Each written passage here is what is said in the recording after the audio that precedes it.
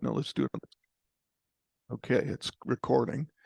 And we're also going to start the recording here from the beginning. Okay. Oh. Okay, this is interesting.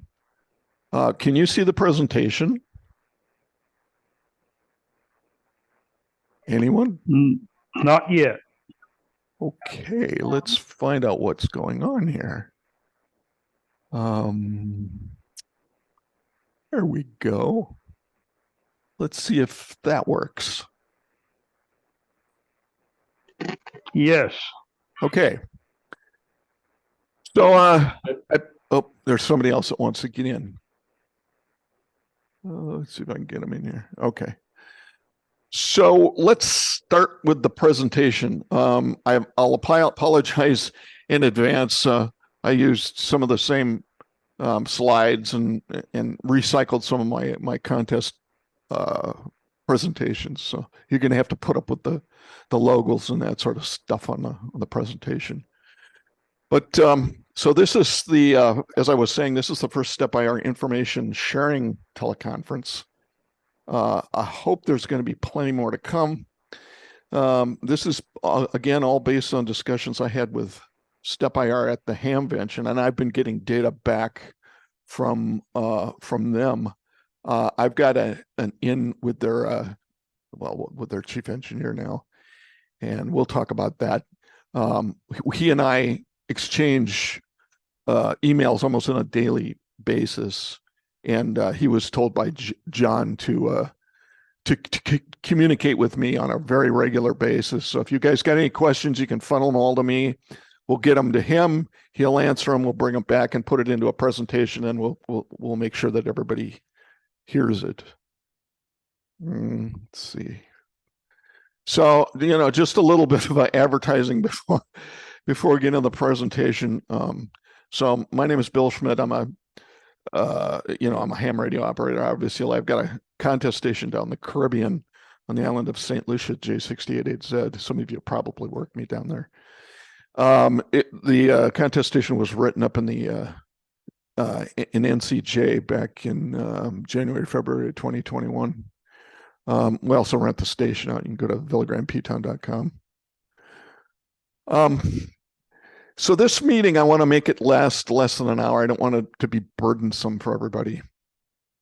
So let's try and stick to business.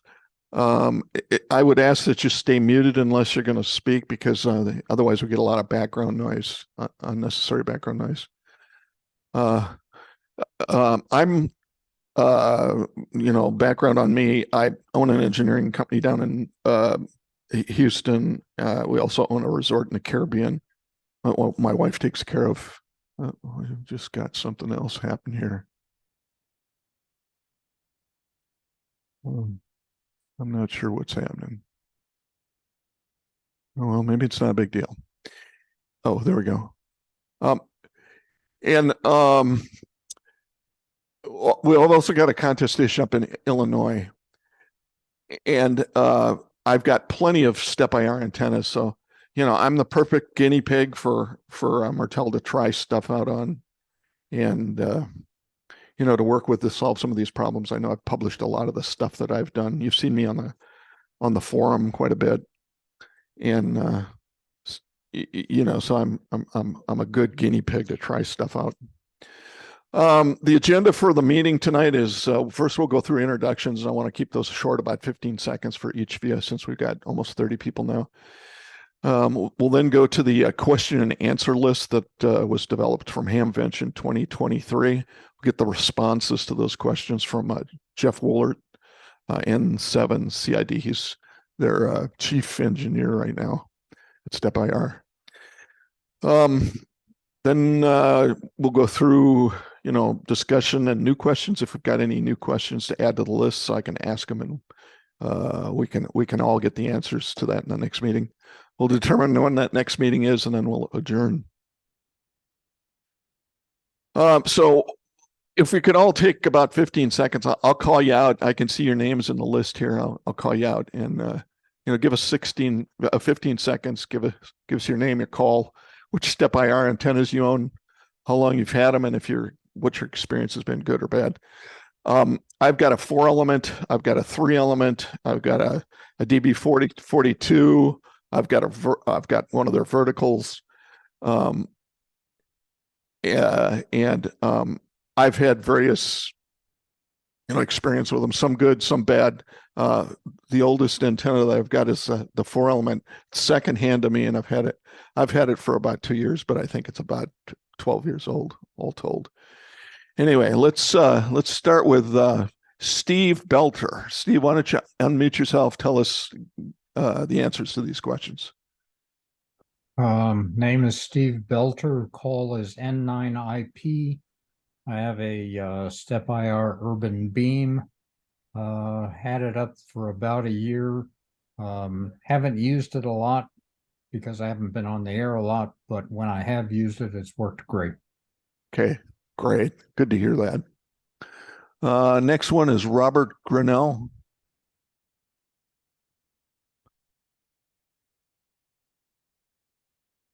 Let me see if I can. How's that? There you go. Go ahead. All right. Yeah. WD0 Fox Delta Echo in Fort Calhoun, Nebraska. I've got a DB42. Had it a couple of years. It's worked relatively well. I've had a few issues. They've now sent me all a whole set of new motors, and I've been kind of waiting for the dust to settle on the do's and don'ts on the element modifications before I tear into the whole thing. So it's kind of why I'm tuning in here to see what discussion there might have been on. I mean, right. It goes back and forth with wrap it once, wrap it twice, and all this stuff. So right. So one of the questions on the list is on that very topic. okay. Okay. Next, Bill WB6JJJ. Go ahead. Good afternoon. Yeah, Bill WB6JJJ up here near Portland, Oregon. And yeah, I've got a DB3680 and had it for about 3 years. And it went together fairly well. I did find, I had to build it over there in front of our one-car garage, which was gravel. And I somehow or another got one little rock in the darn tubing, and come to find out, I got that out after a while. Seemed to be working fairly well, except for the big hubbubaloo about going down to 40 and then moving back up and so on, having an issue. Yeah. And when you were mentioning power supplies, I guess a couple of months ago now, I bought a Meanwell power supply, more current available there, and it seemed to help a heck of a lot. Mm-hmm. And now I only have a problem every once in a while going from 40 like up to 6 meters or something. I may have to either do a retract or a recal, and then it's back to normal, but it's much better than it used to be with that new power supply. Okay, great to hear, Bill. The next person is another Bill, W4WWB. Yeah, good evening. This is Bill Bergner, W4WWB. I'm in Central Florida. I've got a 3-element with the 3040. I've had it a year. I've had problems with the sweeps, and that's going to be the focus of my attention during these meetings. Back to you. Great, thanks. Bob, W8HAP. Thank you, Rob at Collins, W8HAP. I have the 3-element the StepIR with the 3040, and I've had it up for about 7 years, and it was used before about 2 years. I do have a problem with it. The control lines 5 and 6 are out, so I need to address that. Yeah, thank you. Yeah, exactly. Okay, very good. Let's see. Bob, WB2NVR. Hi, hello, everybody. Bob, WB2NVR, a little bit north of New York City in Westchester County. I have a big IR with the 80-meter coil. I've got it about maybe 3 or 4 years. I Mhm. replaced the EHU once, and I've got a problem with the 80-meter coil right now, so I've got that out of the circuit. But I love the antenna. Okay, good to hear. John, N5CQ.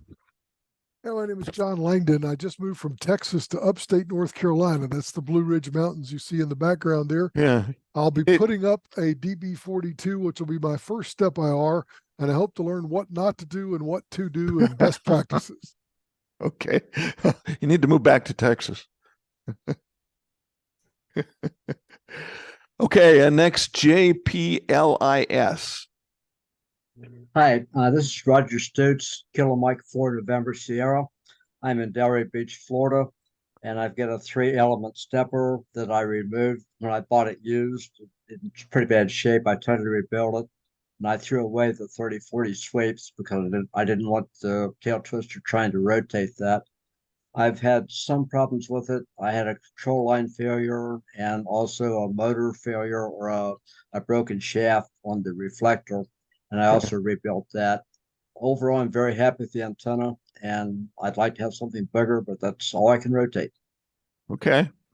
Thanks for that. Robbie, AJ4F.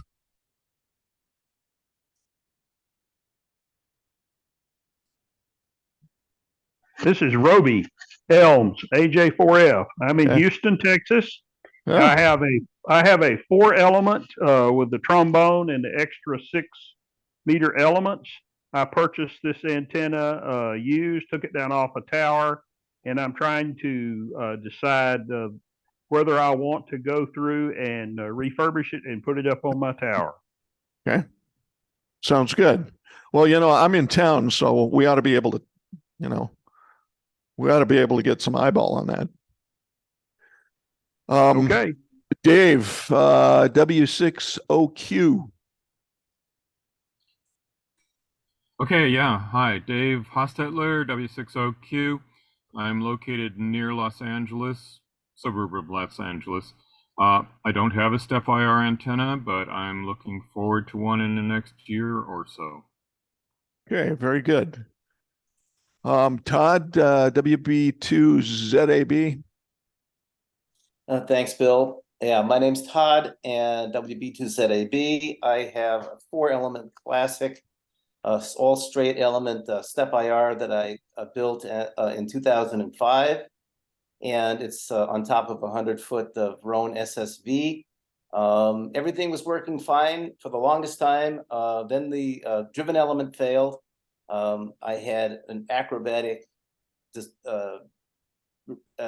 tower tech actually repair the driven element, replace it on the tower without lowering the antenna.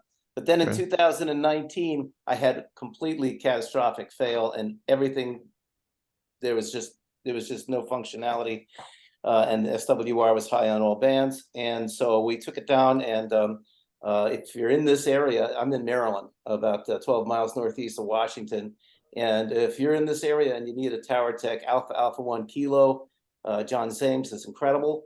And I just repainted the tubes, but he rebuilt the entire antenna, 3 new EHUs. Did a lot of great work on getting rid of the pipe bomb, which I meant to frame, but I lost it, so I can't frame it. But we put in the junction box and new the controller cable, and what happened was the plugs, the original foam plugs, deteriorated to the point where insects got inside at 100 feet and built nests, which formed plugs, which stopped the tapes from moving, even though the motors kept running. So I was left with copper beryllium linguini, and 3 EHUs had to be replaced. The new end caps that they have, I don't know, some people seem to not like them, but I was actually quite impressed. They're very, very snug fitting, rubberized kind of deals with the scrub brush synthetic in the interior, and AA1K reinstalled everything, and it's never performed. I don't remember it ever performing as well as it is today. Okay, thank you. Just a note, if you guys can cut these conversations down to about 15 seconds, please. We've only got through half the people, and we've already been here 20 minutes, and I want to get to the questions. So please do this quickly. Rick, K2RB. Yeah, hi everybody. It's Rick K2RB. We've been a step owner for I guess 8-9 years, maybe a little more than that. We did have a little catastrophe with it during Sandy when we lived on Long Island, but actually at the end of the day, it really wasn't that bad. What antenna? I'm sorry, the 3-element with 40 meter, and so we put it back together and. We then moved here to Connecticut, just ran some new wires, and we also now have the big IR vertical, which we also really, really like. So we're just a long time StepPIR person. Okay, thank you. Andy, HB9 CVQ. Yes, good morning or good afternoon or good evening, rather say. From Switzerland, name is Andy Henry Baker 9 Charlie Victor Queen, and I have a DB18 Echo 3-element 3-trombone system, which went up 2011 and had a lot of problems. And I put a comment here in the chat room. You can look it all up, and we can save time. In essence, the major problems were in 40 meter, so I have very, very many problems with it. Right now it's working, but the key thing seems to be an issue with humidity. High humidity above 80-90%, the thing's going to fail. Thank you. That's it. Thank you. Now I have to go to the next page here. Let's see. I've got Google Pixel 7 Pro.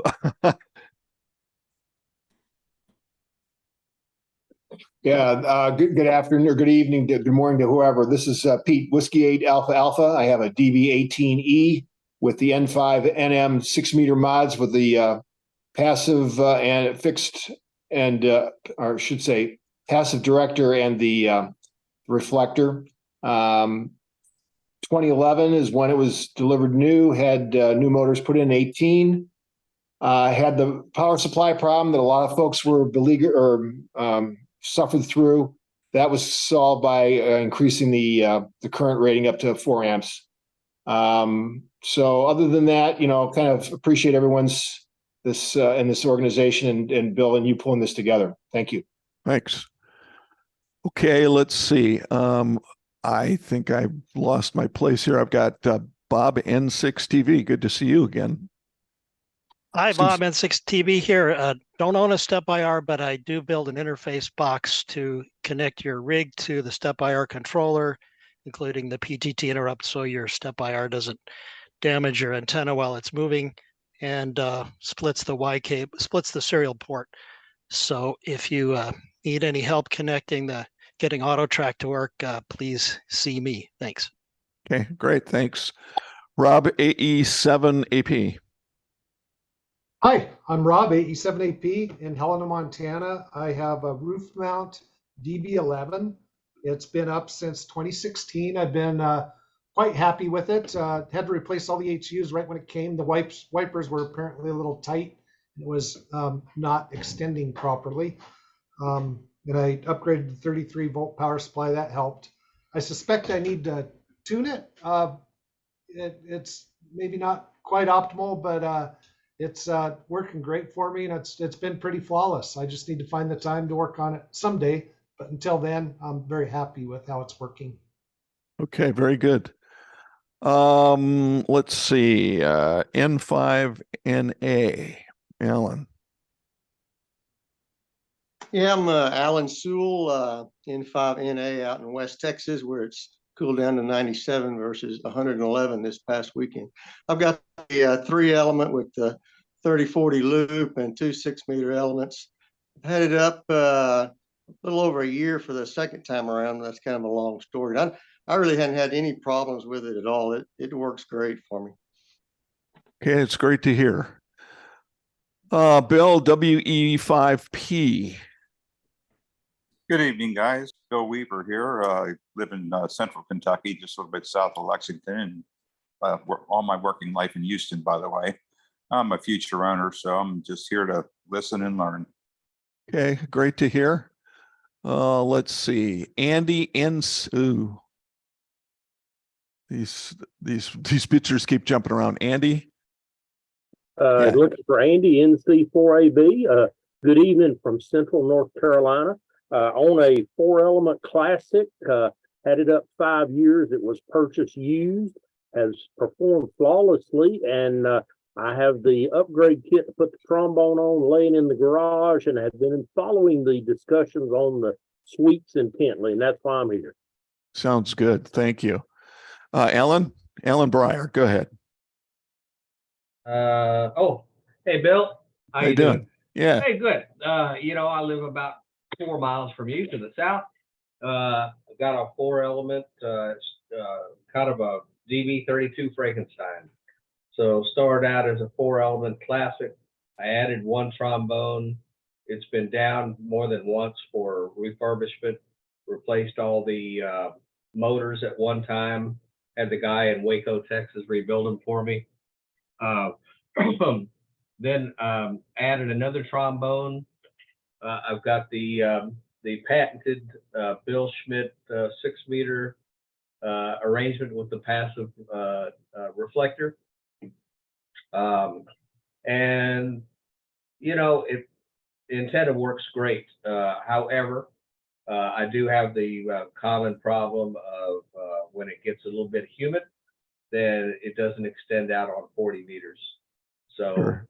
the common problem that a lot of people have.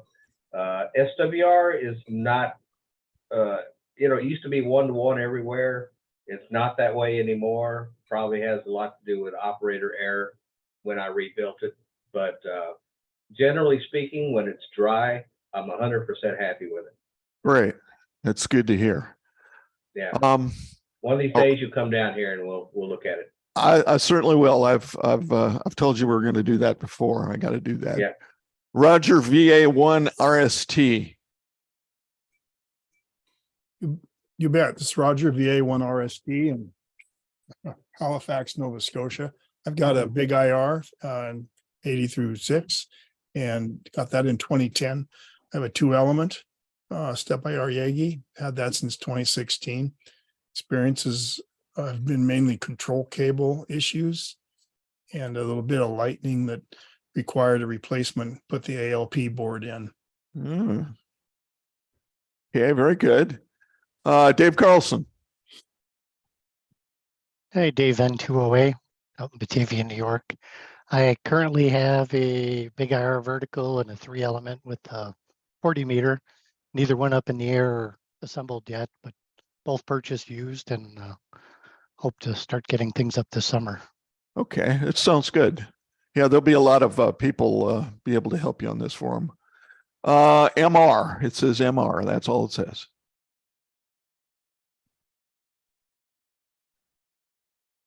MR, it's Mike Ryan, K4CVL. I'm a little bit south of Tampa, St. Pete area, west coast of Florida.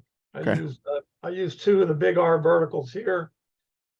My complaint about those would be the continuing issues. I mean, they're not always a problem, but if you start running high power with those, you're going to have issues. At least that would be my biggest beef, I guess, with StepPIR. I have a 3-element with a 3040 trombone. I put it up new in 2006, I believe. I think I've had it down once to replace all the HUs, and of course, every couple of years to paint, and with those hurricanes, so hopefully I can get it down and out of harm's way. Of the DB18 sitting on the dock, or excuse me, the back deck, which I may or may not ever put up, depending on my fear of hurricanes and whether I want to take some of their loading off the tower.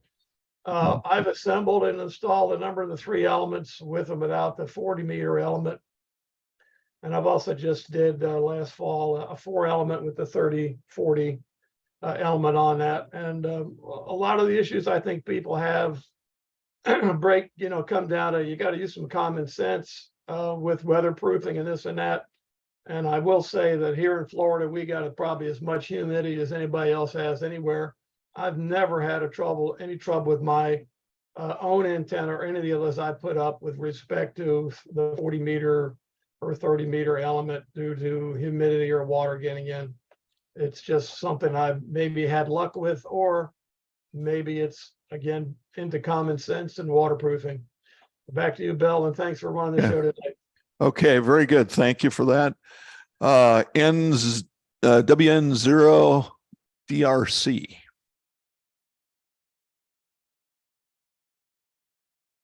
Wait a minute. You got on mute. Maybe I can do it. There we go. There you go. Tom Zuber, WN0 DRC in Cedar Rapids, Iowa. Really? Yeah, we live 4 houses up the street from Arthur Collins's original house. Yeah. Before he moved to Dallas. My wife grew up in Cedar Rapids and her father worked for Rockwell Collins. Yeah. So I know where you are. Tell us about your antenna. Well, I had a 3-element for about 4 years, and then we moved in 2017, took it down. Okay. 2018, we put it up at our new house. 2019, we had a derecho go through eastern Iowa with 150-mile-an-hour winds. And I don't know if the antenna would have stood, but 2 trees came down and just stripped everything off my tower. The tower stood and held up against the trees. So that was in 19. And so that antenna lasted at the new place just 11 months. Yeah, a year. Are you going to put another one back up? We put up in 2020, I put up a 3-element with the 40-meter and 6-meter on it. Okay. And it's been up ever since now. And I've really liked them. I've never, knock on wood, had any trouble with either one of them. And the original one I bought from a fellow in New Jersey that was one of the original 2001s that had never been put up. Okay. Well, thanks for that, Tom. I'm going to move on. I think our last entry is Dave KN2M. It's good to see you again. Give us your statistics. Hi, Bill. Nice to see you tonight. And thank you so much. And hi to everybody on the meeting. Actually, I have 3 StepPIR antennas. I have a big IR vertical in the city, and then at the country, I have a DB18 that I'm always commenting on the reflector. I also have a 4-element. Those are on separate towers. The DB18 is about 110 feet up, and the 4-element is about 70 feet in the air. And those are fixed. They're not on rotors. The DB18 is northwest southeast, and the 4-element is northeast southwest. So if I want to work EU, I can, on the work bands, I can do it easily with the 4-element. If I want to work into South America or South Africa or the Caribbean, I do that so easily with the DB18. Last time I was on the air, we had a very long chat, Bill, and I was on the DB18 the whole time. Yeah. So which one is your wife's? Which one? Probably the one that works. Yeah. Okay. She can't be with us right now. She's out at the remote house right now. Okay. And then I was doing some stuff around here, and I'll head out there later. So thank you again, Bill, and very nice to see you in person, and so nice to see you live since we were down at J68. Yeah. Very good. Anybody I forgot? Just me, Les, K7LES. K7LES. Go ahead. Give us your stuff. Okay, Bill, thanks for doing this. Name's Les, calls K7LES. I have a 2-element stepper with a 6-meter in the shed, in the shop, in the shed, ready to go up. Still fighting tower problems from Hurricane Michael. I'm in Panama City, so once I get the tower straightened back up and stuff like that, I'm planning on putting it up. And I just been enjoying the forum and stuff like that, trying to make sure I understand everything before I do it. Great. Thanks for that. Anybody else? Did I forget anyone by chance? Mike, WB0O. WB0O. Okay, go ahead. Yeah, name's Mike Presnell, WB0O. I'm located at Fort Leonard Wood, Missouri. I've got a DB18E. I've had it up for about 8 years at 75 feet. Okay. It survived 2 lightning strikes, direct hits, survived those well. But I've had some problems with 40 meters here and there. And Bill, you've helped me out along the way in the past, so thank you for that. Recently, about a month ago, I refurbished it. I put in the new EHUs, Right. the new sweep kits, painted the tubes, and also did the 2 passive element 6-meter mod. And happy to report everything, to include 40 meters, working perfectly. Thank you. Great. Great to hear. Anybody else I forgot? You didn't forget me, but I was on another phone call. My name's Kaz from Australia. Oh, go ahead. Yeah. Sorry there, Bill, and welcome everybody. Sorry, I was on a phone call to Channel Master in America for the last part of the call. Anyway, my call is VK1KAZ, located in Canberra, Australia. I've got a 2-element urban beam. Probably the only fault, or it's probably not a fault with the antenna, but a fault with my positioning. It's only about 12 feet above the roof. And depending which way the antenna is rotated, I have problems on 40 meters with a high VSWR. Yeah, but makes I'm sense. 99% sure it's just too low to the roof. Otherwise, all the other bands work well, and it's a great antenna here in Australia. Yeah, for everybody else, if you don't know this, ideally at least a half wavelength off the ground, okay, for a beam to work right? Yes, I agree with you, Bill. And it is probably close to a half wavelength off the ground, but because it's a double-story house and the location, I mean, I can only put it probably 12 to 15 feet above the roof, and that's where it's getting rich reflection. If it's one way, if it's at right angles to the roof, when the roof slopes down, I get a reasonable VSWR of about 1.8, but otherwise it's 2.7, 2.8 unworkable, but still a great antenna. Sure. Yeah, you realize when I say half wavelength above the ground, I meant a half wavelength above anything that could interfere with it. I understand. Thanks, Bill, and I appreciate your comments always. Okay, I tell you what, there's another guy. Yeah, I think next time, like I say, I'm going to turn the secondary stuff over to somebody else so that they can admit these people that show up late. Let's move on with the presentation because there's some stuff here I want you guys to see. And it all starts from this list of questions that I asked StepPIR when I went to Hamvention. And again, Jeff, the chief ham engineer, is the guy that I'm interfacing with, like I say, on a pretty regular basis. And I funnel him questions, and he always is very prompt, very good about responding. John Martell told him specifically to make sure that we get information out of StepPIR. We'll ask, as a group, we'll ask the questions and he'll respond to all of our questions. All right. So this is the first question I asked him. I said there were a lot of guys that are trying to update their firmware on their old, fluid motion and SDA 100 controllers, and with the current state of the computers with Windows 10, not a lot of people are having much success with that. So I said, is there something that StepPIR can provide in order for us to be able to update our controllers with the new firmware? And to understand, all of this revolves around the bootloader that's inside the controller and the driver that they've got in order to communicate with it. And right now it only works, that driver only works on Windows 7. But they do have a workaround for this because they have upgraded controllers at StepPIR from Windows 10 machines.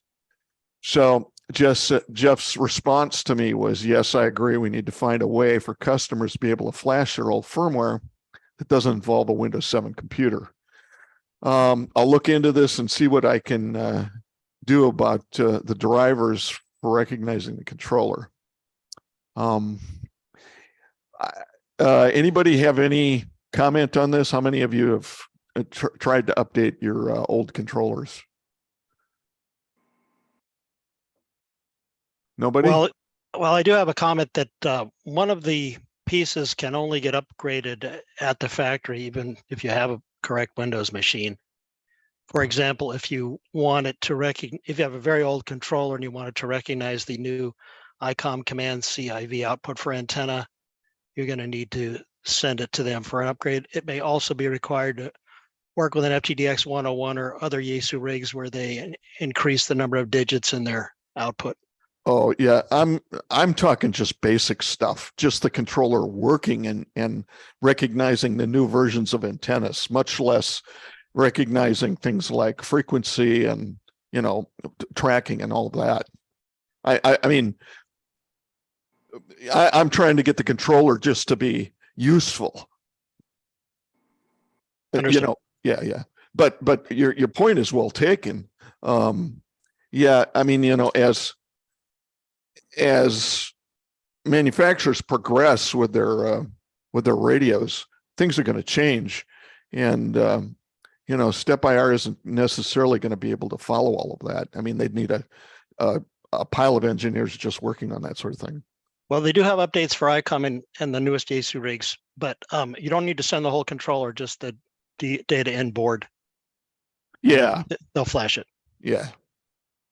Having a way to flash, just like you said, the SDA 100 with Windows 10 would be great. I did that. It was sketchy. I thought I had bricked it, and I eventually found an old computer and was able to get it going. But I think that'd be super if you could come up with a solution there. Exactly, and from what I understand, I mean, I'm a hardware guy, so a lot of this revolves around the drivers that you use to flash the chip, and the way I understand it, the one that they've got right now only works with Windows 7, but there is a workaround for this, and they're going to write up a procedure and provide it to us so that we can do this. And myself, I've bought up a bunch of controllers as they come up. My philosophy is you can never have enough spare equipment, especially if you've got a contest edition. And so I've got a number of these controllers sitting around, and it sure would be nice to be able to flash them so that they would work with all of the antennas. And Bill, is that all SDA 100s or just certain old ones? To my knowledge, it's all of them. Okay, thanks. Okay. Any other comments before we move on? I sent mine to John in Waco to be updated. Okay. I'm not sure he's still even in business. I haven't talked to him in a long time, but that's what I did. Oh no, I think he is. Isn't he in Oklahoma though? Waco, Texas. I Okay. believe. No, Okay. no, College Station. I'm sorry. Okay. Well, anyway, yeah. I mean, if you got an old Windows 7 computer, you're in good shape. But you know, I threw those out 12 years ago. Okay. Go ahead, Andy. Yeah, I have a 2000 SDA 2000 and two SDA 100A 100. And I had an IT guy in here, friend of mine, who has also a license, and he didn't manage to get the upgrade of the SDA, no matter what he did, and he had a Windows 7 machine, so it seems to be somehow difficult. And what we realized when we started looking into all this, there seems to be a difference in the lengths of the DB18 Echo, which is programmed into the 2000 and the 100. So there is some stuff going on which doesn't seem to be widely known, at least not to us here. Thank you. Okay. I'll feed that back to him and let's see what kind of a response we get from him. But again, Jeff has agreed to come up with some kind of a procedure in order to use Windows 10 machines in order to flash these things. And I'm going to hold him to it. Every time I get on the phone with him, I ask him about it. Anything else before we move on? Yeah, Bill, this is Roger KM4NS. Go ahead. This is a little bit off subject, but I bought the SDA, I bought the 2000 mainly so I could change the antenna that were in it. And I was able to do that Right. It took a lot to do it. I wish that they would put out the procedure, or at least identify the different fields in the SD 2000 of the 2000 for the different antennas. You know, the beam width, the forward, and Sure. reverse, the like. Okay, so I actually have that. I've got a spreadsheet of it, and it's out in the file section of the forum of the Okay. StepIR group. Yeah, and because I do this all the time, I make my own antennas for all sorts of different purposes, contesting, DX, you know, and that's what I love about the SDA 2000, and we'll talk about that later. There's a question in here about that, but yeah, and I've also been able to flash my SDA 2000, no issue there, with my Windows 10 machine. So this only, you know, this question in particular only pertains to, you know, SDA 100s and fluid motion controllers, obviously, because, you know, you have to do a chip upgrade for those. Anyway, anything else before we move on? Next question. Okay, let's do it. So here's number 2, and these are in order of highest to lowest priority as far as I'm concerned. This next question I asked them is, there's a lot of confusion about the instructions for the new sweeps. All right. We see a lot of misunderstandings about what to do, where to put the clamps, you know, how tight to put them, how many, you know, times to wrap, you know, how many pieces of HST to put on, where to put them, all of that stuff. Now, I have to tell you, you know, I've got my DB42, and I put it's working. From what I've done, I've come up with my own procedure, and my antenna is working absolutely perfectly. It's been like that now for, you know, a year and a half. But I am going to upgrade to the new sweeps, okay? And I'm going to use my antenna as a guinea pig in order to do this and work through their procedure. Actually, what I'm going to do is I'm going to put the sweep on myself the way I, as an engineer, would actually do this. And then we're going to get our heads together, and we're going to rewrite their procedure so that it's understandable by everybody, and it makes both common sense and engineering sense. Okay. Jeff said, yeah, we can definitely work on an update to those instructions. You know, he talked a little bit about the renderings of drawings in current instructions. He said they're out of date, you know, particularly with they've still got the first version of the diverter sweep in there. The clamps, you know, there's still an issue with the clamps. He told me, you know, that there should be a 5/16 inch gap. Well, you know, I don't even put my clamps, the way I've done this, and the way I'll continue to do it because it works, is I don't even put my clamps anywhere near the sweep, because there's no reason to do that anymore with the heat shrink tubing. The heat shrink tubing locks it in place. So all I use it for is the rod that goes across the you know, the two tubes to just keep them spaced right, and that's it. That's all I do. So I put the clamp right on the fiberglass tubes, and that's worked perfectly well for the last, I don't know, like you say, a year and a half that I've had the antenna. Comments? Hey, Bill, this is Mike, WB0O. Yeah. I recently purchased, well, I shouldn't say recently, it was probably back in November. I bought new sweep kits for my DB18E, and I would just forewarn everybody, and I think I put this in the message board as well. Be very, very careful when you use your heat gun on the heat shrink.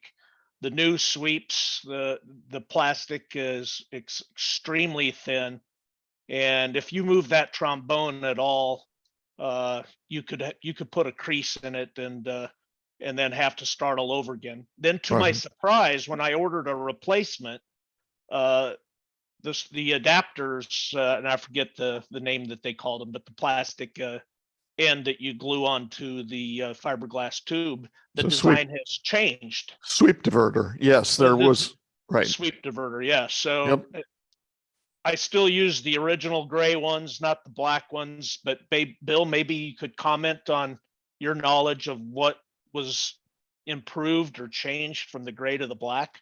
Yeah, the lip on the entrance to it and and therefore the angle of the sweep diverter has changed, and they insist that this new sweep diverter is the ticket. I don't know. I don't have any sweep diverters in my antenna right now, and it works just perfectly fine. I'm going to update my antenna with these new things, and if it causes me problems, they're going to come down to the Caribbean and fix it. Well, it's certainly a lot easier than the friction tape and the blue tape and the Oh. electrical tape. And That's just it does BS. go fast, but you just got to be extremely careful. Somebody posted on there, they recommended using 2 sawhorses on the end.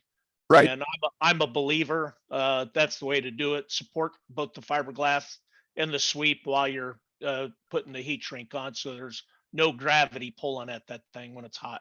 Exactly, and crossways across the 2 tubes, not longitudinally with them, so that they're in the same plane. Yes, that is the proper way to do it. Anybody else? Go ahead. Yeah, can I just add a comment there? Sure. I'm missing. I'm an engineer, so I'm looking for engineering advice, and anything about this replacement stuff does not contain any engineering data. So I'm looking for engineering evidence, and that would be a great thing if they could supply that. Because I'm not ready to buy into it. I have serious doubts about it. Over. No, I understand. There's some things that bother me about this too, but I'm not sure that they have a bunch of data to share with us. Okay, I can ask. If you want me to ask, I'll ask. Ask for data. Yeah, that would increase my confidence in that. Yeah, but I don't think they have a lot. You know, this isn't the kind of outfit that does like destructive and reconstructive testing and that stuff kind of stuff.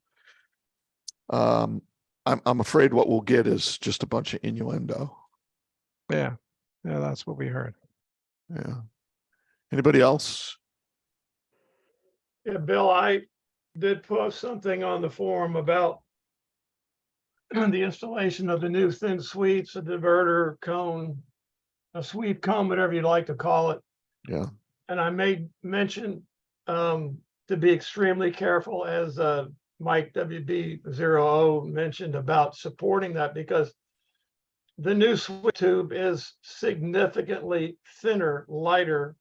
Right. And if you overheat it, you're gonna have problems. And your comment there about keeping the clamp away from that junction where the 2 layers, at least that's what I use, 2 layers of heat shrink at the intersection of the tube and the EHU, where they go to get, the green tubes and the diverter go to the sweep go together. Just bring the clamping mechanism, the whole thing back with the rod, another 6 inches if you like, or a foot. I think Bill sent a picture out a couple of times that he uses that farther back. I've seen an Osprey sit on the end of the sweep after I put it on, and with 2 layers of heat shrink, it held it very rigid. It's not gonna come off there. That stuff's pretty strong. So let me ask you a question. Why'd you use 2 layers? To make sure it was thick enough to support the weight itself of the sweep tube. Because when I started with that, it really hadn't occurred to me that new tube is so much lighter than the old one, because the old ones are a little beefier, they're a little heavier. Right. So I used 2 to make sure that I covered it well, to protect the underneath one, obviously, even from UV, from water, just for extra measure of protection. But it does make a nice a very rigid connection there. Okay, so when I did mine, I bought some 3M marine. It's double thickness, and that's what I use. So I only use 1 layer, and then of course I wrap tape around it so it doesn't get UV disintegrated. Right. Yeah. The UV. I mean, and obviously where you are, Bill, down on the islands, you got to get torrential rain, a lot of rain down there. Yeah. And like I said, up here, it's just, to me, it's a matter of common sense. You got to keep the water out. I don't care if you're using that spray stuff the guy puts inside the boat. What do they call that? Right. Whatever you got to do, keep the water out. I had a friend here in Florida that bought a new antenna and put it up out of the box and complained later when he got water in the motor, the driven element motor. Well, you know, there's one little 7/16 quarter 20 bolt on top that Right. has a little rubber. Actually, it's probably a cardboard gasket underneath of it. He hadn't checked it. It got water in it, shorted the motor out. Sure. When I put those up, I make sure they're tight, and then I put coax seal or something over that. Keep the water out. It's just keep the water out. That's all I got, Bill. Go ahead. Okay. Yeah, and actually, I've got a solution for that too. There's a way to, if you put positive air pressure on the EHUs, this all goes away. You don't have any water inclusion. And we can talk about that at the next meeting. I want to get through these questions. Any more discussion before I move on to the next question? There's 7 questions here. Okay, let me move on. So the next question was there any update on the brushes, these new brushes that they put out with the hockey puck like, little things on the end of the fingers?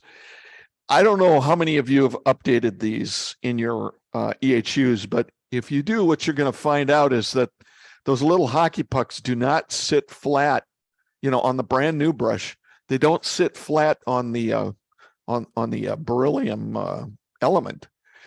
And I see that as a problem. As time goes on, they wear down and you get more and more surface area on the element. But initially, all you get is just an edge. And if you do some, current calculations, RF current calculations, that can be detrimental on some of the bands. So I told Jeff about this, and he says, he says, I haven't had a chance to really look into this, but he says, what we can do is we can change the angle on the brushes, on the ends, the little tabs that hold those little silver fingers, those little silver round things, and we can make it so that there's more surface area actually touching the elements. So that's what they're going to look into. Questions, comments? When they do that, will they allow me to trade in the dozen I have sitting here for what they should have done in the first place? I'll actually put that down. Thanks. Yeah, that would also be my comment. And an additional comment is I took many of these EHUs apart and repaired them myself. I don't have the upgrade. And what I found is that the mechanical stability of the fixture by itself is not really stable enough. So that's an issue. I can only speak for the old system, which I have, and I have a lot of experience with that. Right. But that mechanically is kind of iffy. So they do have a new fixture out that hold the elements in place where the brushes touch them, and they are strong enough. Yes, and they're far better. They have a lot less open space where the element can flex. Okay, so I highly recommend that you get the new ones. But the point is, you have the antenna and should be upgrading, and there's no engineering evidence. So that's what keeps me away from that. Well, okay. I mean, I don't know what to say there. I mean, that's kind of why we're having this forum, is to share some of these results among us. I mean, some of us on here are licensed engineers. So, Bill, did Jeff give you any indication when he was going to be able to get this to production, or would it be available with the modified brushes that'll make better contact with the tapes? He did not, but I will ask him that question tomorrow. Okay, would you like put that out on the forum when you find that out? I certainly will. Thanks. Any other discussion on this one? Okay, let's go to the next question. So, there's been a lot of discussion on the forums. I don't know how big of a deal this is today, but about either the spool shafts or the gear shafts. What you see with the gear shafts is you see them split. You see the spool shafts just break right off the mounting. What I suggested is that they go to Delrin. Delrin is almost bulletproof, and I've made my own gear shafts. These are the new ones. I use the older fashion gears, and you can get Delrin rod that fits right in the middle of them, and all you have to do is drill the center out and put that on the motor and put a pin through it, and it's absolutely bulletproof. And in fact, yeah, unfortunately, I don't have a picture here. I'll send one out to the forum. I'll put that down as an action item for me to do that, to send one out, one of those that I made, but it really makes the thing bulletproof. And I asked him, what's the possibility? And John jumped in at that point and he says, you know what? He says, all of our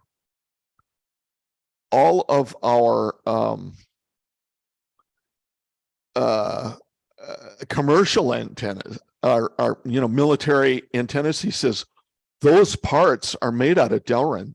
So he says we can just move those to the amateur group as well, and that means two things. One, you get a better product, you get better stability for the antenna, but we also only have to stock one part then instead of two different parts, one for commercial and one for the military antenna. Comments? It's a good idea. Will there be a price increase? Will there be a what? Will there be a price increase when they do this? I have no idea. I can ask. Don't ask. Don't give them the idea. Yeah, I would.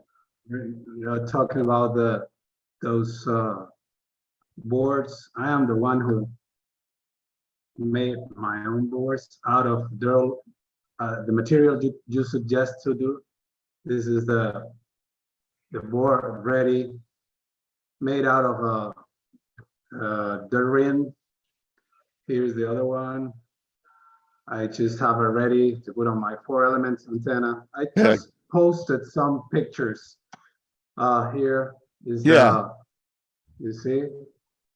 So these are made out of this very hard material.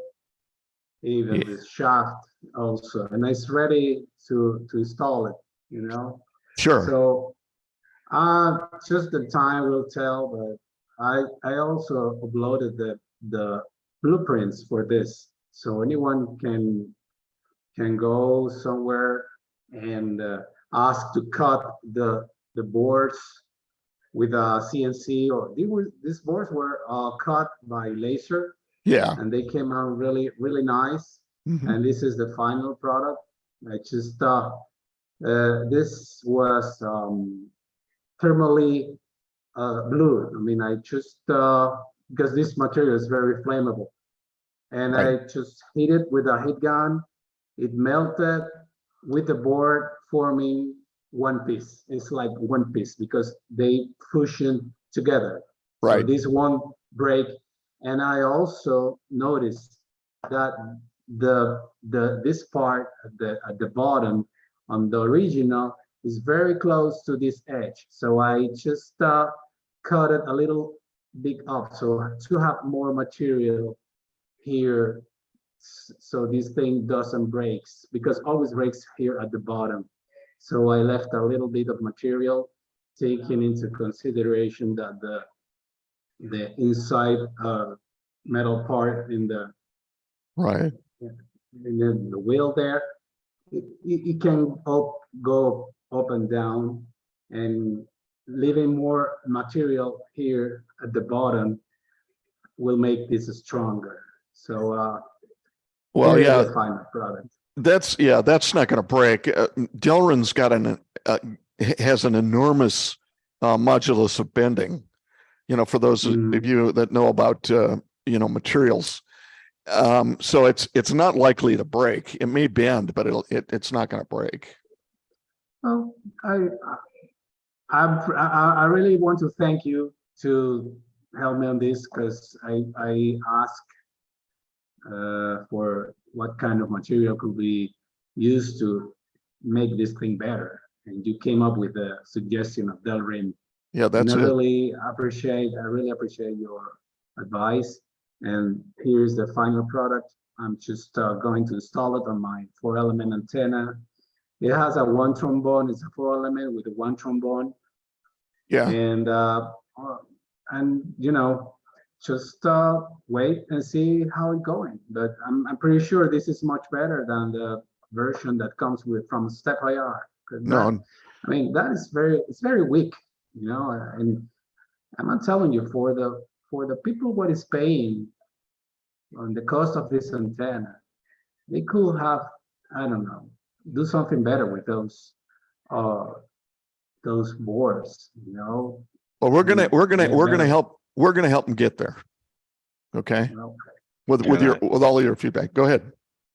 Yeah, I'd just like to add a comment. When I took a number of these electronic motor houses apart, and I looked at them and then had them rotating, I realized there's a lot of asymmetry, so they're kind of wobbling, and that means the tolerances are simply too high, and I think that's a risk, and that should be taken out. Maybe it's taken out if you have a better material like Delrin.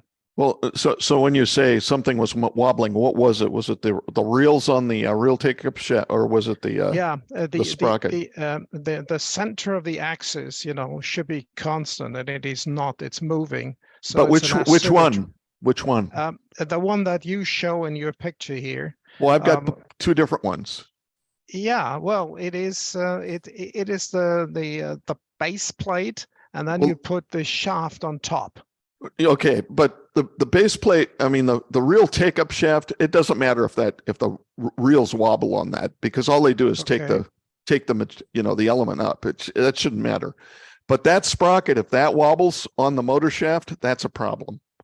Yes, it is. And the other thing is, you have to consider if on the black shaft, and which you show on this white basic board there with the screws on the side, that takes the two reels on top of each other, and they have quite a bit of a momentum, and the axis I feel is not strong enough to take that. It moves around, and that worries me. So that's a sheer mechanical issue. Yeah. Okay. I don't have any issue with that. My mechanical analysis of that is that's okay with a Delrin shaft. Bill, was that what Alfonso was trying to talk about? That he strengthened the base of that shaft? Is that what he's talking about? Yes, both the shaft and the plate he made out of Delrin. But that's the reason he made that stronger, because maybe he saw the same thing that Andy did, that may be too much movement or potential for movement in that. Well, again, I don't see as movement in either of those being a problem. Well, let me take that back.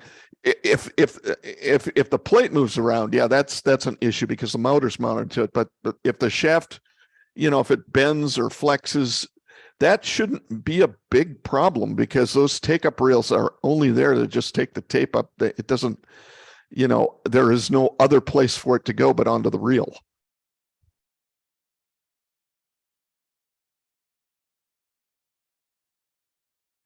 I think they break because maybe weather, temperature changes, right? Who knows?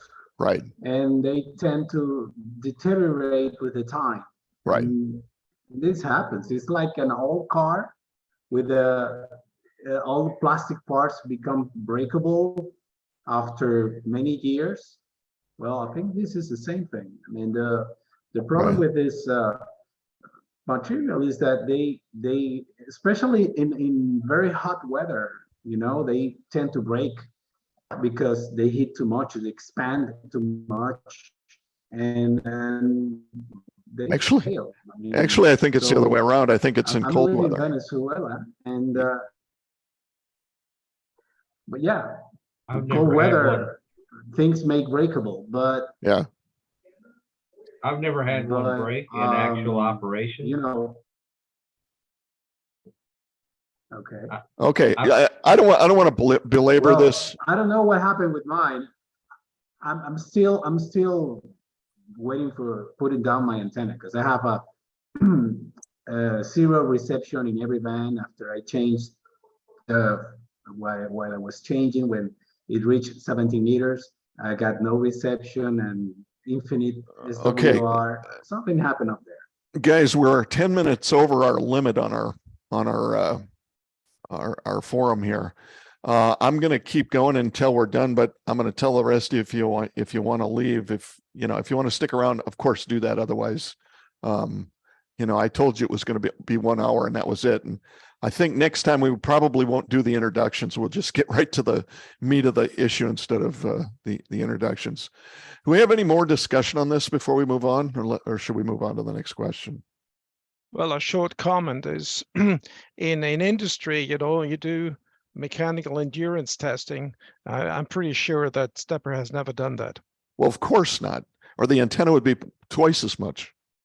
Well, the point is, yeah, no, I don't want to discuss that, but yeah, of course. I think that's a real issue. That has to be, that all had to be put together quickly and pretty fast. But many of the issues are simply a lack of proper engineering, period.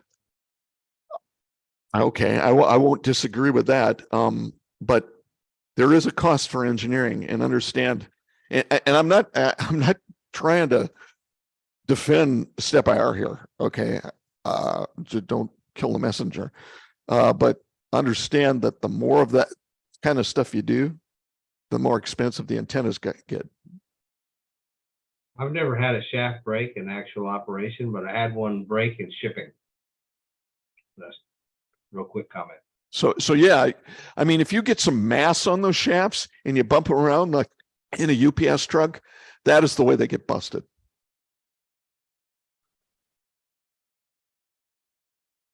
Well, I have an opinion here. This is a brand new product, never been invented before. So I agree with you, William. I mean, we are the testers because this is something completely new. And testing a brand new, something that I have never invented ever before, is gonna be forever and gonna be much expensive than it is. So we are the testers, but it's because this is something new, completely new, out of scratch. Right. And these things happens. I mean, and they listen to us. That's the thing. Everybody doesn't know this, but they monitor the forum, and they do listen to us. Do they actually?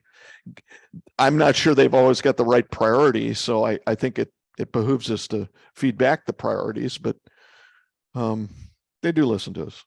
But Bill, how do they get away with this with their military customers? They don't. Those antennas cost 5 times what the amateur ones do. But if they have the poor reliability like we experienced, then how does the military continue to purchase the product? Why wouldn't they just kind of forget it? They don't. They do the engineering and the engineering testing. May I just add a comment there, because I had some commercial issues, and I was at a trade show that's some time ago in 2018 in Los Angeles and the port there, and it was an EMC show, and they showed up. I make a long story short, the issue is they do have problems, because I talked to some of the folks from the EMC community, the military, and said, well, here are some issues. But the key difference between them, as far as I can see, and our application is these antennas in the lab, at least, are much smaller, and therefore they're not outdoors. So it's a little bit of a different ball game unless I don't Mm. understand what they do in the other field where they have bigger antennas, which I might not know. Well, I think it's more than that because, you know, the government, I know I'm a government contractor myself. They you know, everything has to be ISO 9000, 9002 certified. So there's a lot that goes into that. And that's another reason it, you know, it costs so much. Yeah. Any more before we move on to the next question? Okay, well, let's do that then.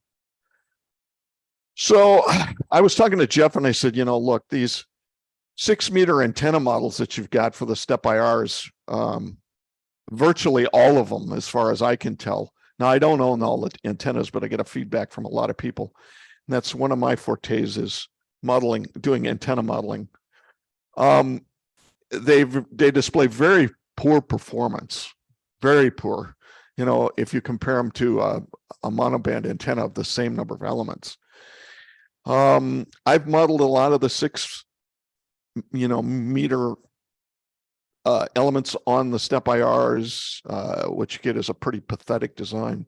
I've designed some that are a lot better, and some of them are out in the, not all of them, but some of them are out in the files section of the forum. I said to Jeff, look, I'm willing to turn over. Normally, you know, people pay me to do this, but I'm willing to turn over all of my models to you guys if you'll just use the damn things in your controllers. And you know, with respect to things like, you know, something that's very, very simple that improves the antenna by an enormous degree is putting a fixed 6-meter reflector on the antenna. The reflector where it is, if you use the EHU behind the driven element, it doesn't work. It's not in a position where it can work properly. So if you put a fixed reflector behind the driven element, 6-meter, none of the other bands will see it, and it improves the just doing something like that improves the performance of the antenna greatly. So anyway, what Jeff said is he said, hey, look, hey, if I can use your models, great. We'll look into them and we'll update our 6-meter model in our controllers and our elements. Okay, go ahead. Yeah, I'm not talking about the 6-meter stuff here, but about the model in general. I looked at it very closely, and I have the StepPIR DB18 Echo .weq Whiskey Echo Quebec file open. And when you go through that, I'm missing something, and that is I measured when the 2 reels are on top of each other, there's a capacitance. That's pretty clear. That's right. That capacitance is going to change, and that makes it a tricky thing. Because when it is all the way out on 40-meter, the capacitance is virtually gone. That's right. And when it's all the way back on 6-meter, it is maximum. I That's don't right. see anywhere in the analysis here of this model a capacitance for that. So that is simply missing. It's between the 2 reels, and the maximum capacitance that I measured it was around 16 picofarad. 16 puff. Now yes, right. So the question is, how much difference does it make? I cannot tell you. It's just an observation. I thought I inject that here. But it's a good question. Yeah, I think it will mainly affect the higher bands, so to say 6-meter. I mean, on 40-meter, I would not be worried. Right, exactly. Okay, and you know, when I put my models together for the StepPIR antenna, what I did is I modeled that as a lump parameter that changes by band. Okay. And by okay. Yeah. Okay. Yeah, and I didn't see whereas it made a lot of difference. You know, most guys when they get their antennas, they mess with them a little bit anyway, and you know, they do a little bit of tuning, and playing with the antenna can do more damage than what that 15 or 16 puff does. Anyway, anybody else?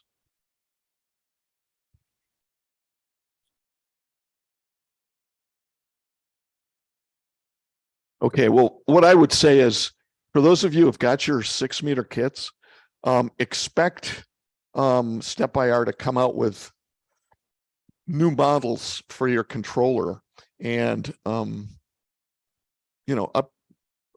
upgrade the 6-meter kits, the dimensions on the 6-meter kits.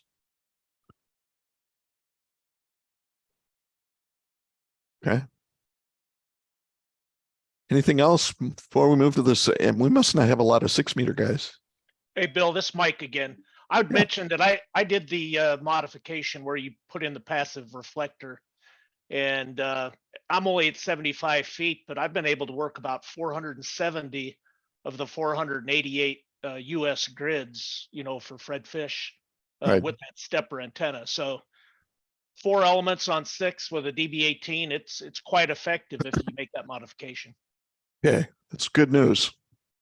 Yeah, thanks for Yeah, and I'd also echo the same comments because I started out with the factory passive director, and the antenna on 6 meters didn't show any forward gain. And then did the N5NA mods, started with the GM3 SEKs, which couldn't get the SWR to play at the low end of 6 meters. But then when N5NA modeled the new antenna for the DB18E using EasyNeck, it just fell right into place, and it's very effective, really good front to back. Very good. Just want to thank him again. Yep. I know he's on the forum tonight. I gave up on it, Bill. When I first got the antenna here, it was no more than a rotatable dummy load on 6. So I put a Nova 7-element 31-foot boom up, and so I haven't been dancing around this. But if I should take the 3-element down and put the DB18 up in order to keep some loading off the tower, I might leave the 7-element down and try to reconfigure one of these with one of these models. So that's something I'll keep in mind in the future. Thanks for the info on it. Yeah, and I'll take it as an action item at some point. I'll put out all of the antenna models for all of the antennas for 6 meters. But and I'll get on my high horse here and say that when somebody gives you an antenna, you better know what it's doing. Meaning, not every antenna is created equal. They don't all have the same performance. So when somebody says, hey, I've got an antenna for you, what you ought to do is say, well, let me see the performance specs for it first. All right. So you understand what you're getting and not getting a dummy load. Okay. Anything else before we move on here? Okay, let's move on then. We saw that StepIR announced that new flagpole antennas. I sent a note to him, and first I sent him the wrong thing. I said, it looks like it's mostly a short antenna for anything but 10 and 12 meters. What I meant to say is for 6 through 20. Generic HOA regulations usually accept flagpoles in the 20 to 24 foot range. So where would you target the antenna to be in terms of length? And, because if you use a loading coil, if the loading coil is down at the base, that's really inefficient. The thing should be up the antenna a little bit, should be in the middle for higher efficiency, and yada, yada. And I said, well, and Jeff replied, he said, well, the state law in Florida is 20 feet tall. And I think a lot of HOAs use the 20-foot rule. So what they did is they created an antenna that's 19 feet tall to be under that, and the actual radiator's about 18 feet long, which means it's a true quarter wave on 20 through 6, which makes sense. But now you got to use a loading coil for all the rest of the bands, and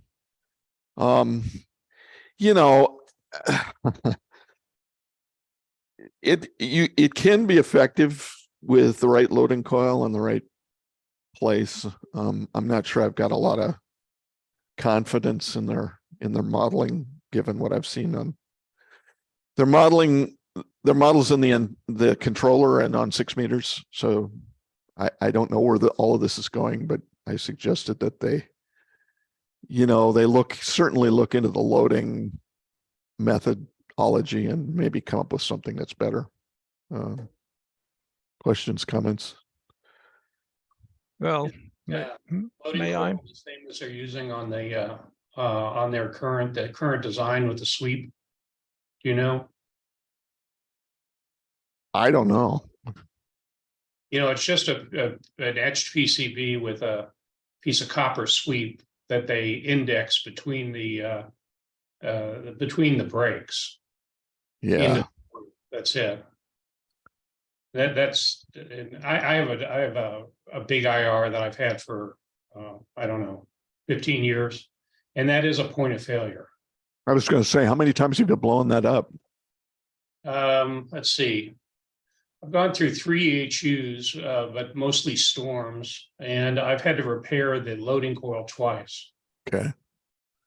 There are better ways to do it, and if I wasn't so lazy, I would make a better way. Okay. Anybody else? Bill, I sent an 80-meter coil back. I don't know. I'm trying to remember when I sent it back. It took me about 4 months to get it back because they said they were sort of redesigning something in there. Actually, it's in the box. I haven't opened it up to look at it because I've had so many failures over the years. I have 2 of those big IRs here. Yeah. And so I kept a couple of extra coils around. I have one on my front yard, one on my rear, out on the canal here, the one on the water, saltwater, and that works 10 times better.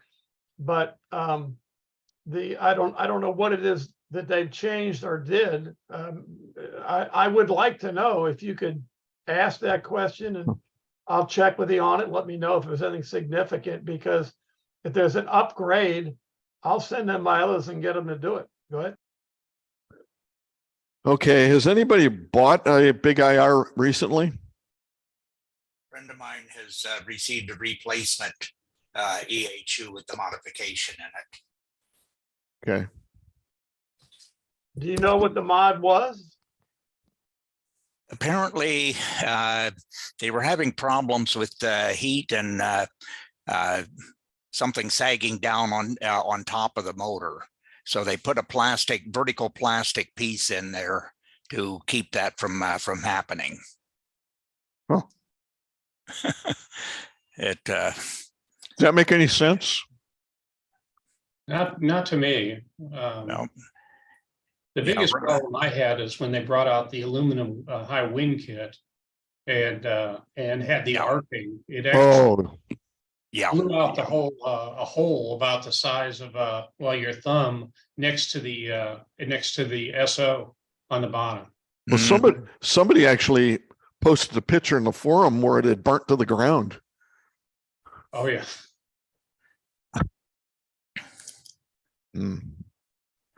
So that's a high wind kit is a point of failure. The old one, yes. Yeah, Ron opened up the EHU when he got it and took a picture of the inside, and I'll see if I can pull that up and post it on the forum. That'd be great. The biggest problem I've seen with that EHU is where they cut the slit in the up tube. They use a tube that they cut that slit in it and it goes up and down. Right. That's where I've had the failures in the past, when any kind of straight line winds, even with guys, it'll just snap off. Comment in the chat from Frank KPE4IP says they changed the PCB and replaced some internal parts with plastic instead of metal to avoid the arcing, and also improve the air separation between the pads and the coil. So I asked at Hamvention and they said the same thing. They did make some improvement, but they didn't tell me what it was. Yeah. Well, if we can get some pictures of that out there, and those of you that have the old version can comment on what's changed. Bill, could I ask whoever it was to repeat what they said about something to do with straight line winds or something? What was that? I missed that. I'm in Knoxville, Tennessee, and we get straight line winds here around this time of year, and where the slit is in the tube of the EHU that sends the tape up into the antenna. That's been the biggest point of failure that I've had. Even with the antenna guide, if the winds are strong enough, it'll just snap that tube inside of the EHU. Wow. It's really because if you look at it, it's just got a bolt through it. I mean, I don't know if anybody's ever taken it. It's just not one of the best designs. But as I said, I've had it since 09, I think, and it was used when I bought it. Well, that's essentially, though, the same design that's used for the horizontal, element antennas. I think it's just the moment, though. You've got that big vertical radiator on it, and you just, as I said, even with two guys on it, if you get wind from the wrong direction on those guys, I mean, it just snaps it. Mm. I guess I should consider myself lucky that I've had mine up for 5 years, a big 80 IR, and run about 700 watts into it. And I have not had failure one on anything on it. So I'm just keeping my fingers crossed. So it's I'm in an HOA, and I had to install it as a stealth antenna. It's actually located 4 feet out from the base of a Norfolk pine, and goes up through the branches of the pine, and is actually tied to one of the branches at about 15 feet up.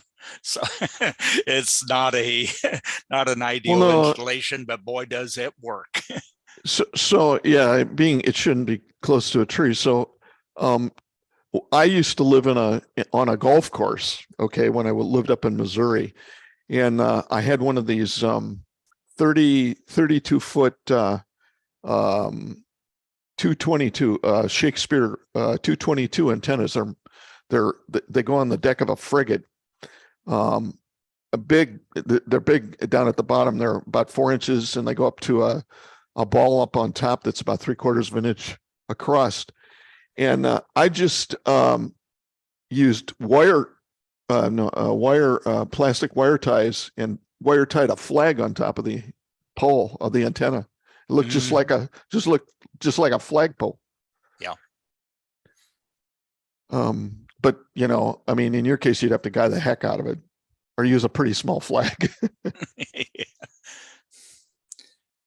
Yeah, it's mine has gone through 2 hurricanes now. So okay. The tree stood, and the antenna is still there. So like I say, I consider myself lucky that I've had no problem. My friend up in Vieira has had constant problems with his, including the burn up, because of the aluminum plate, and lots of other problems. But the installation, they always recommend using those number 14 insulated ground wires laid out from the base of the antenna. Right. I'm of the old AM broadcast engineering school, and I bury my ground radials. And I don't know, maybe that makes a difference, because those copper radials, insulated radials laid out on the ground, that's just capacitive coupling to ground. They're not actually grounded unless you drive a ground rod at the base. Well, technically the ground rods in the earth are just capacitors too. So yeah. Well, you can simply test it by measuring it. If you take an impedance meter between the vertical section and the radials, you see what's happening. I mean, ideally, but of course it doesn't happen. It should be 73 ohm half, but it won't happen, and anything higher than that is losses. Period. So I teach a course in antenna engineering here at the university. Do any of you know how to determine how many radials to put under a vertical? Yeah. No, I mean an easy way, simple way. Oh, Just easy trivial. way, no. Keep batting until your D 180 stops or dropping. 120 of them. No. Take Well, it's- take the impedance of the antenna and put a meter on, and put down a few radials. Measure the impedance. Put down some more radials. Measure the impedance. Keep doing that until the impedance doesn't change. Yeah, When that's the around 36. Law of Uh, diminishing returns. If you don't see any more change in it, then you've got enough down. That's exactly right. And of course it depends on the type of earth that you've got and all of those sorts of things. So there isn't any one number that works for everybody. So that's how you do it. Yeah. Simple, very simple. Okay, can we move on? Sure. Okay. So the SDA 2000, I said, hey, look, I use this controller. I've got a bunch of them. And they talked about removing the the SD card slot. And I told them, hey, that's a huge mistake because I use the thing all the time. I'm constantly creating new antennas and storing new antennas, and we use them for contests and all sorts of things. And now, because they gave me a couple of fuzzy kind of people take the lid off and they break the SD card, or they break the holder. And I said, come on, nobody does that. And, and they said, oh, well, then we can't get the SD card holders. They're on back order. Okay, I'll buy that. But so just send me one after I get the controller and I'll solder it in place, right? And they, and you can see the response here that Jeff gave me. He said even less is known about how to use the CSV file structure in order to make your own models to put on. Yeah, that's right. But we could have a small class in this group on how that works. All right, then everybody will know how it works, and it'll be really simple for you to upload antennas. You can use EasyNet and create your own, and then just upload them right to the SD card and just load them into the controller. I do this all the time for every one of our contests. I do this. Yeah, so I said, guys, put the SD card reader back, put it back, or at least allow it as an option so guys can buy this, because otherwise the SDA 2000 is just a pretty face on an SD 100. And it's a bunch of money. And moreover, the figures that the thing shows to you, they're only true if the antenna is high enough up. So for the vast majority of people installing the thing, this is just meaningless information. It is. And those patterns that you see on the controller, those are part of the CSV file. Okay, they're not, that's not any dynamic, anything that's changing. As you select, 180 or anything to do with an antenna on a different band, it's taking what you see on the display right out of what you uploaded from the CSV file. So anyway, I don't know how many people this affects, but it affects me. And I don't know. I can't see otherwise paying the price difference for the SD A2000 just for a pretty display. But they're already telling you that they are going to be running out of SDA 100s. Is that what they're telling you? They're not going to be making them, not going to order them. They're going to want to buy the more expensive control. I've got 3 of the 100s back here. I got 2 of the 2000s that they're in the drawer. I got 6 24-inch monitors, a lot of other stuff behind me. I don't have room for these big damn controllers. So no, right. I would just soon use the SDA 100s instead of the 2000s. 2000s. Yeah. I don't know. They tell them they're going to start running out, not use them. They're going to. Well, the next one going to be as big as a shoebox or what? So the other thing I told them is that you know, these controllers, when they ship them out, they come out in all sorts of different varieties with, you know, the number of driver chips in them and what type of boards are in them for the, and, you know, and I said, you know, just forget that. Go with one controller, just have it fully loaded. You don't charge any different price for it. So just do that. I mean, it's going to be cheaper and easier for you because you're only going to sell one controller then. You know, plus, you know, if a guy's got an urban beam or a 3-element or something like that, and he's having problems with one of the elements, he can always, you know, pull a driver chip out of one of the channels that's not being used and stuff it in, you know, and use it to do some diagnostics to, you know, see if there's a problem with one of the driver chips. On a modern controller, you'd think you just upload it from a PC anyway. Why even mess with an SD card? Oh, the antennas? Yeah. Well, yeah. That's I mean, that's an interesting concept. I mean, honestly, I think they should just have a controller board and everything else be done on a PC or tablet or, you know, web-based API. Yeah, you know, and I know why they do it the way they do it. It's because they don't have any design experience in the company for designing controllers like this. The SDA 100 and 2000, those were all jobbed out. Okay, some other company made on a contract. They just gave them the specs and they designed it for them. So they don't really know a lot about their controllers, to be honest. Yeah, moreover, if you go into the details, the chip they used and everything, the design to me looks more than iffy. And you can do certainly better, and that will take away some of the trouble that people have with this kind of equipment. That's true. I designed my own controller and it works.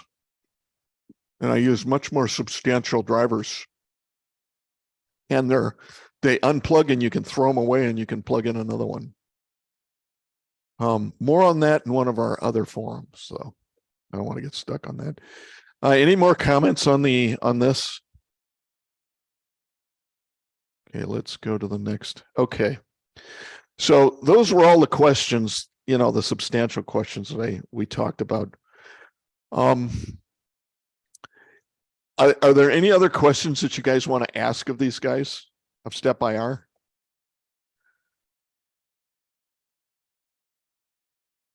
You know?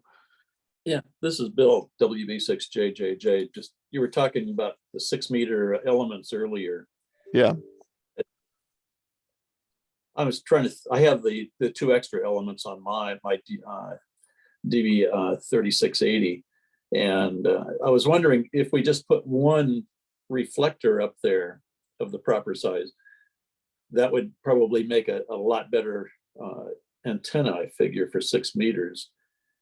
Do they sell just one, and is there specifications just adding that one element? So I know there's a number of designs on the files section, but they're for, you know, 3 or 4 or 5 extra elements and so on.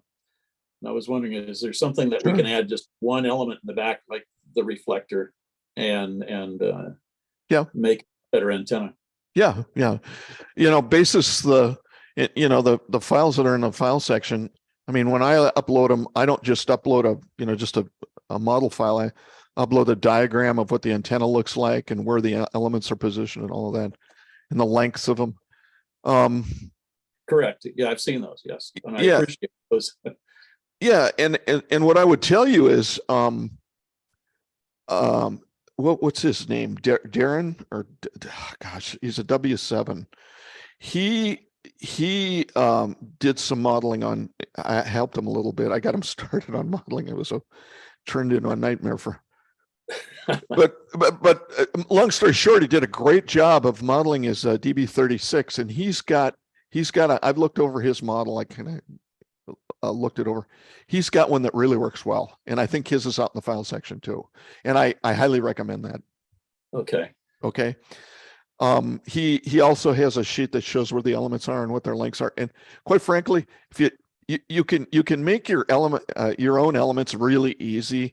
There's a guy, I see him at Dayton every Dayton, it's Hamvention, that sells, you know, the mount kits for booms, for small elements. I see him there every year.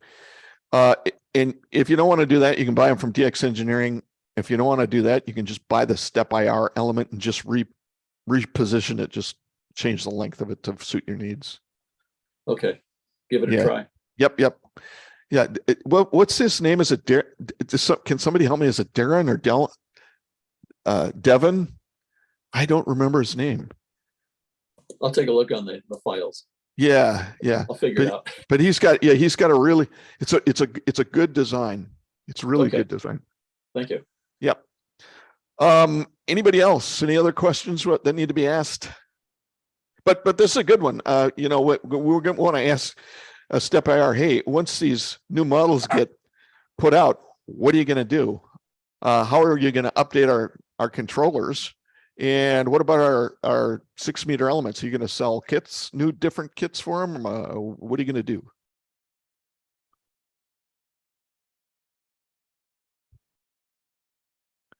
And controller updates. Okay, what else? Bill, if I forget a question, you mind if I just email it to you later? Sure, of course. Thank you. Okay, what are you thinking?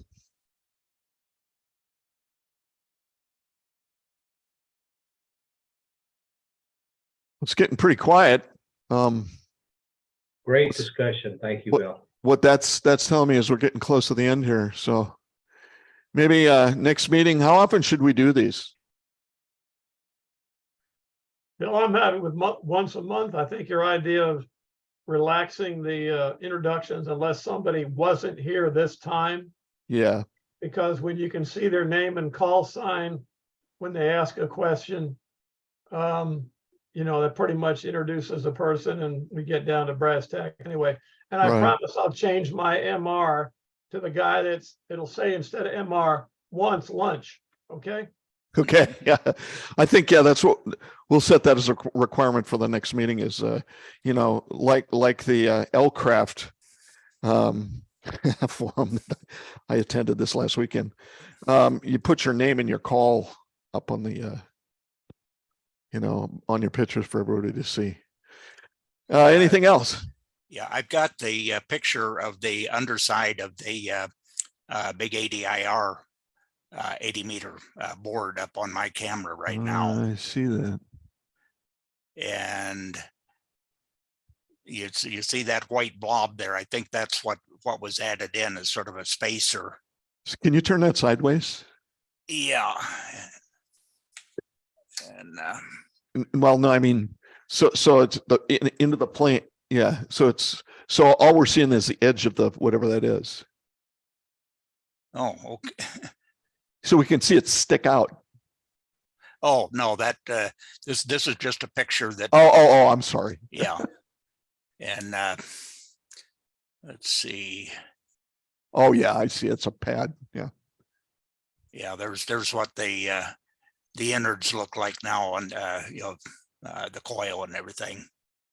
Okay, so it's pretty substantial now. When I see that, I have two major concerns. One is overheating and one is arcing. I'm more concerned about the switch. Yeah, that that seems to be the that's the weak point. Biggest problem. In fact, Ron put his together and used it for a while, and all of a sudden the switch was not moving. So I've got to. He was sick for a few days, so I'll see what he came up with on that. If it was a controller problem or what, why the switch quit moving. But supposedly that spacer underneath there was because something was sagging down on top of the motor and putting pressure on the motor, and that spacer keeps that from happening. If Okay. I emailed you, would you mind forwarding me those photographs that you're showing here that I can get a better look at them? Would you mind? Yeah, that I can do. Okay, And I'll look up your email address on QRZ. I assume you're there, and if you don't mind. yeah, NW9H at Outlook. Thank you. And I could probably also upload them on to the group. Yeah, please do that, because what I'm going to do is I'm going to send them that picture and I'm going to ask them what the hell that does.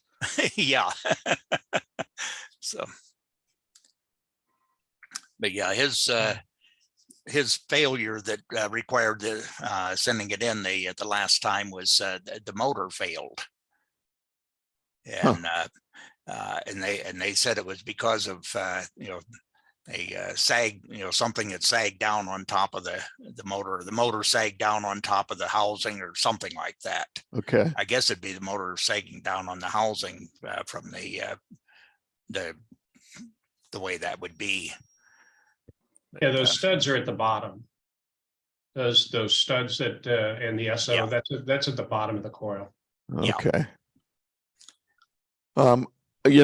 I've dealt with a number of people who've had issues with the switch, and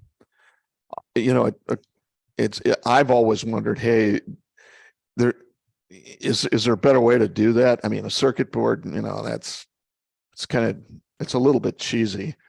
With a 3D printed switch, or even a ceramic wafer that you cut the one that's there out and you put in a ceramic switch. I don't know.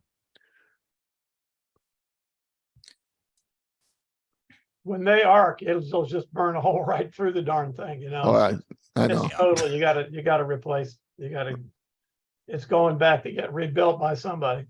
Look, you don't have to do that too many times before a ceramic switch starts making a lot of sense. You're right. Okay.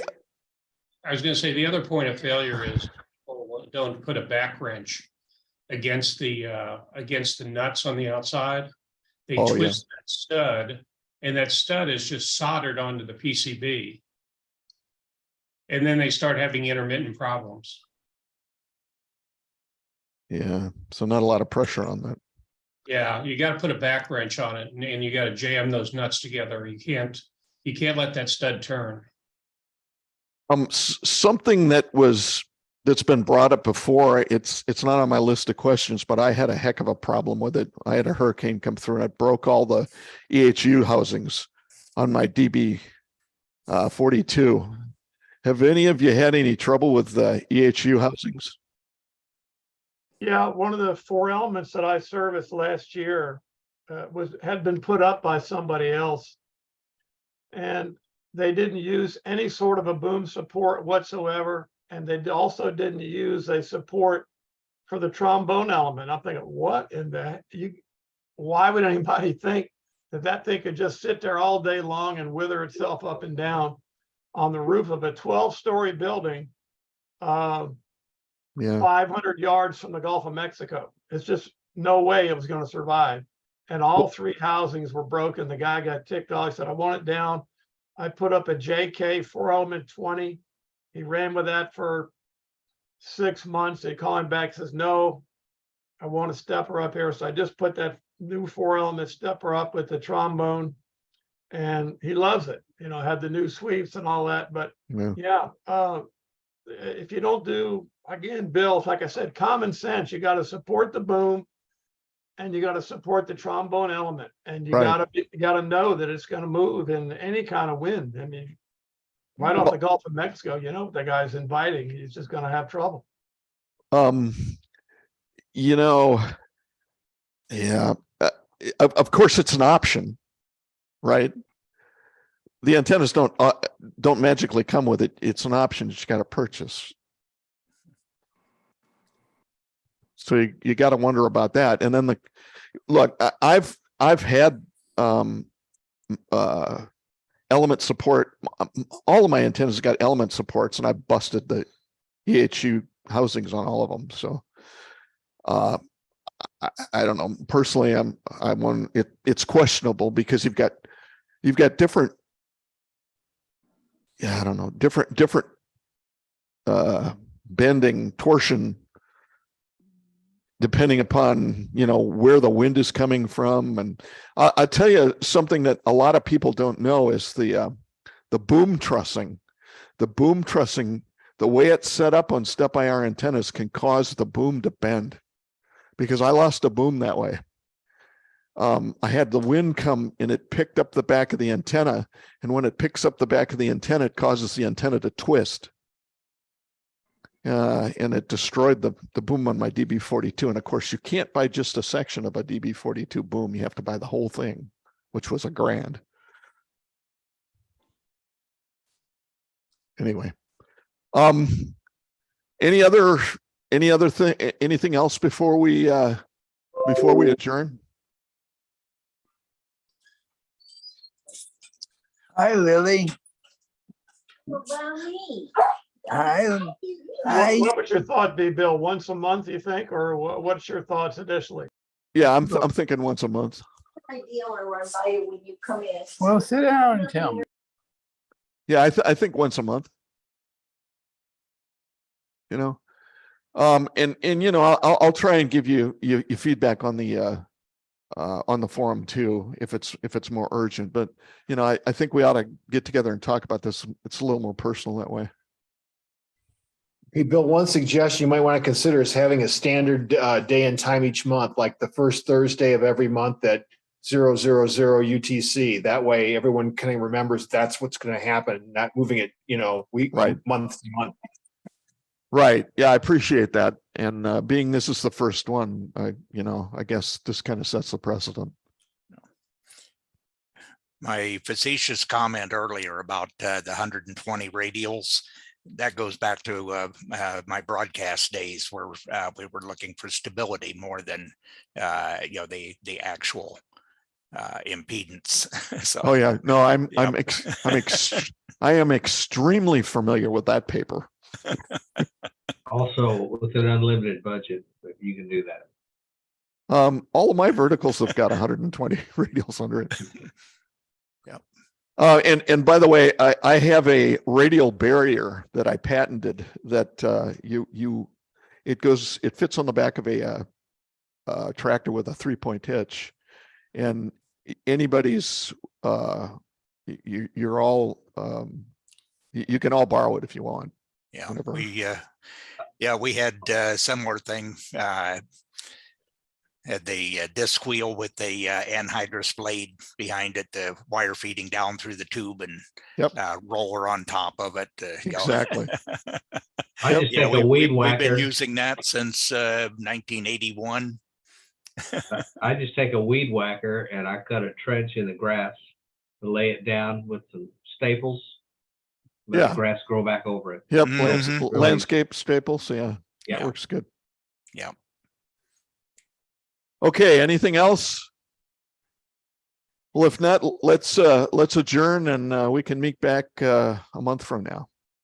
Okay. Sounds good. I may be down in the islands, but that might be a treat for you too. Thanks, Bill. Okay, guys. Thanks, Bill. We'll see you on the next meeting. Yeah. Thanks. 7-3. Bye-bye. Thank you, Bill. Good night, everybody. Yeah. Thanks a lot. Thanks, Bill. Yep. Thanks, guys. See you next Bill Day. Yep. Right, thanks.